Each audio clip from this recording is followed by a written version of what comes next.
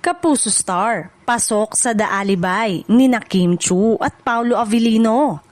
Mainit na usap-usapan ngayon sa showbiz world ang balitang may isang kapuso star na di umano'y sasama sa cast ng upcoming ABS-CBN primetime series na The Alibay na pinagbibidahan ni Kim Chiu at Paolo Avellino. Bagamat man nga walang kumpirmasyon mula sa ABS-CBN o sa Dreamscape Entertainment, may mga lumalabas na chika na isang kilalang aktres mula sa GMA Network ang posibleng maging bagong karibal ni Kim sa kwento.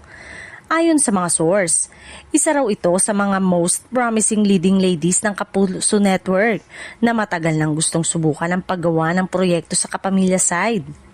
Kung totoo man, malaking balita ito dahil bihira ang ganitong network crossover, lalo na sa gitna ng healthy competition ng dalawang higanting network. Dagdag pa ng mga ilang insider, pumayag daw ang management ng aktres dahil maganda ang role at challenging ang script na inaalok ng The Alibay.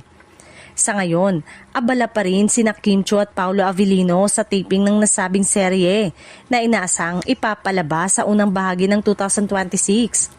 Marami na ang excited na makita kung paano babaguhin ang bagong Kapuso edition ang dynamics ng kanilang love mystery story. Abangan kung sino ang Kapuso star na tatawid sa kapamilya world para sa The Alibay.